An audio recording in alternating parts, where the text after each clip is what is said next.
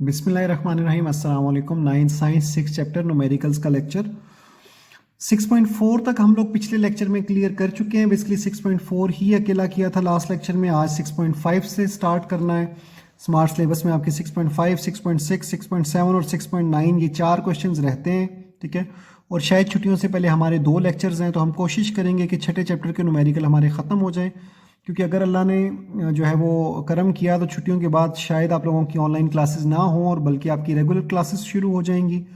तो इसलिए जो है वो मेरी कोशिश होगी कि हम 2 लेक्चर्स के अंदर इस चैप्टर के न्यूमेरिकल्स को फिनिश कर लें, ठीक है। तो टाइम वेस्ट किए बिना हम लोग लेक्चर स्टार्ट करते हैं। 6.5 क्वेश्चन बुक से पढ़ रहा हूँ, इंग्लिश वाली बुक से पहले पढ़ रहा हूँ। On reaching the top of a slope 6 metre high from its bottom, a cyclist has a speed of 1.5 metre per second. Find the kinetic energy and the potential energy of the cyclist. The mass of the cyclist and his bicycle is 40 kg.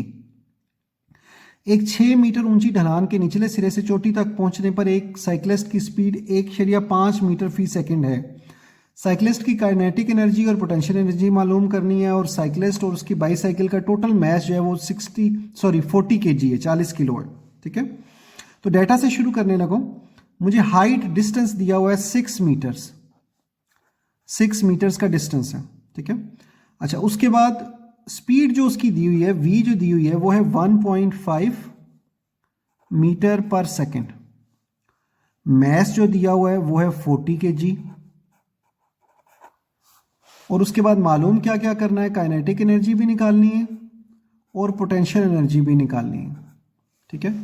अब kinetic energy का formula होता है half mv²। तो देखिए m भी है और v भी है, ठीक है। और पोटेंशियल एनर्जी का फार्मूला होता है mgh। तो m भी है, h भी है, g नहीं है। g हमें जुबानी पता होना चाहिए, तो वो मैंने लिख लिया 10 मीटर पर सेकेंड स्क्वायर, ठीक है। तो काइनेटिक एनर्जी का फार्मूला लिखेंगे कि E is equal to half यानी 1/2 mv²। 1/2 तो एज इट इज रहेगा। m की वैल्यू है 40, v की वैल्यू है 1.5, इसका स्क्वायर है, ठीक है। तो यहाँ 1.5 का स्क्वायर लेंगे, वो मेरे मुताबिक 2.25 आएगा। ये 220 आर 40, 20 को जब 2.25 से मल्टीप्लाई करेंगे तो आपका आंसर जो बुक का है वही आना चाहिए, 45 जूल्स है। मैं एक दफ़ा इसे जहन में कैलकुलेट कर लेता हूँ। 2.25, 22.5 और 2.25 सॉरी, ये 20 बचा, और 20 को जब आप 2.25 से मल्टीप्लाई करेंगे तो हाँ जी 45 जूल्स ही आंसर आना चाहिए, ठीक है। काइनेटिक एनर्जी का आंसर 45 जूल ही आना चाहिए, ठीक है। अच्छा, अब उसके बाद PE का फार्मूला है mgh। इसमें आप m की वैल्यू पुट करेंगे जो कि है 40 kg, g की वैल्यू पुट करेंगे जो कि है 10, h की वैल्यू पुट करेंगे जो कि है 6। तीनों को मल्टीप्लाई करेंगे।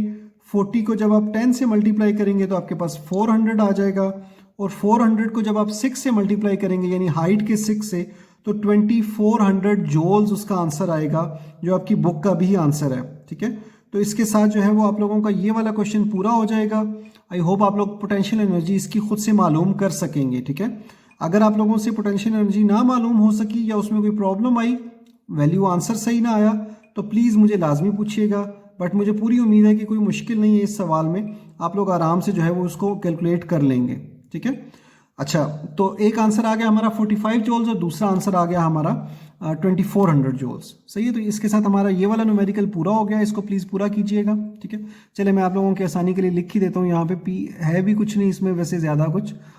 M की वैल्यू है 40, G की वैल्यू है 10 और H की वैल्यू है 6। तीनों को मल्टीप्लाई करेंगे तो ये 400 और 2400 जूल्स आपका आंसर आ जाएगा पोटेंशियल एनर्जी का, ठीक है। तो इसके साथ हमारा 6.5 न्यूमेरिकल पूरा हो जाएगा। ये मैं रख रहा हूँ सामने, प्लीज़ इसे पॉज करके आराम से नोट कर लीजिए।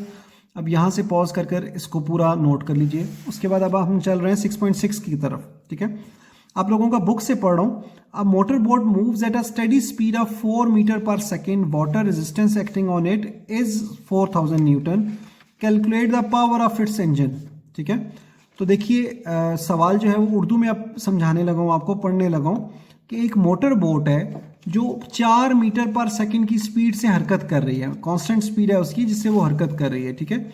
जो पानी उस पर रेजिस्टेंस अमल कर रहा है, पानी उस पर जो मुखालिफ धक्का लगा रहा है वो है 400 न्यूटन, ठीक है। तो आपने इंजन की पावर मालूम करनी है। तो 6.6 में फार्मूला लिख के फारिग हो जाऊंगा, वो फिर प्लीज़ आप लोग खुद कर लीजिएगा। सॉरी 6.6 हमारे पास स्पीड दी हुई है v 4 मीटर पर सेकेंड। उसके बाद फोर्स दी हुई है F is equal to 4000 newton और हमें पावर पूछी गई है। ठीक है, जहां तक मेरे जहन में पावर का फार्मूला है वो है W/T। ठीक है, और W/T जिसमें W वर्क है जो कि Fs या Fd के इक्वल होता है। ठीक है, तो यहां अब S/T, ये मेरे ख्याल से दूसरे चैप्टर में ये फार्मूला है, जो S/T है वो V के इक्वल होता है, since V is equal to S/T। अब आगे बेसिकली कुछ नहीं रह गया, ये दो वैल्यूज आपने पुट करनी है 4000 और 4, उन्हें मल्टीप्लाई करेंगे तो 16000 वॉट्स आपका आंसर आ जाएगा। ठीक है, लिख देता हूँ क्योंकि यूनिट बदलनी पड़ेगी। फोर्स की वैल्यू है 4000, V की वैल्यू है 4, तो ये 16000 वॉट्स जवाब आ गया। ठीक है, किलो वॉट बनाने के लिए इसे आप 16 ज़रब 1000 कर लीजिए, 16 इंटू 1000 वॉट्स कर लीजिए। एक किलो वॉट जो होता है उसमें 1000 वॉट्स होते हैं, तो ये आपका 16 किलो वॉट्स ये आपका जवाब आ जाएगा। ठीक है, तो ये क्वेश्चन भी प्लीज़ अपने पास नोट कर लीजिए। ये ऊपर से पॉज करते और ये नीचे से पॉज करने के बाद आराम से नोट कर लीजिए। ठीक है, आई होप आप लोगों को दोनों क्वेश्चंस अच्छे से समझ आ गए होंगे। इसके बाद हमारा 7वां और 9वां क्वेश्चन रह गया। ठीक है, 7वां क्वेश्चन बेसिकली 9वां क्वेश्चन भी इसी तरह से है, पर फिलहाल आज के लेक्चर में इतना ही रखता हूं ताकि आप लोग तसल्ली से सुकून से अपने काम को क्लियर कर सकें।